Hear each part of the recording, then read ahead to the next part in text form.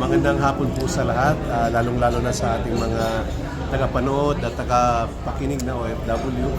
Ako si General Oliver Makiling ng CRS-AFP, sumusuporta sa ating DWDD, lalong-lalo na sa programang Buhay OFW. No?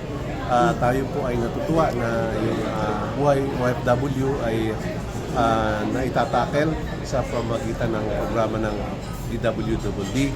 And this is one way for us to know kung kumusta na ating mga OFW. Kasi hindi lang naman ang interest ng bansang Pilipinas ay nasa loob ng bansang Pilipinas, kundi lalong-lalo na yung mga bagong bayani natin na nagtatrabaho sa iba't ibang parte ng bansa. Actually ako, meron din akong kapatid na OFW, nagtatrabaho bilang nurse sa New Zealand. So from time to time kami nagpo-communicate, and very important sa amin na malaman kung kumusta na sila. Of course, kung anong kahinatnan ng bansa natin ay napaka-interesado sila. At hindi lang matawag nating mga basta lang sila OFW.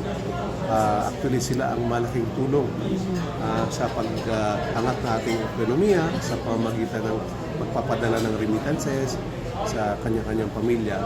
And with their help, with their support sa ating government, tayo ay nagpapasalamat. At through DWDD at of course through the program of Buhay OFW ngayon po. Ngayon, we are very much connected dahil sa programang ito. Maraming salamat. Thank you so much, sir, and congratulations po. Mabuhay po kayo.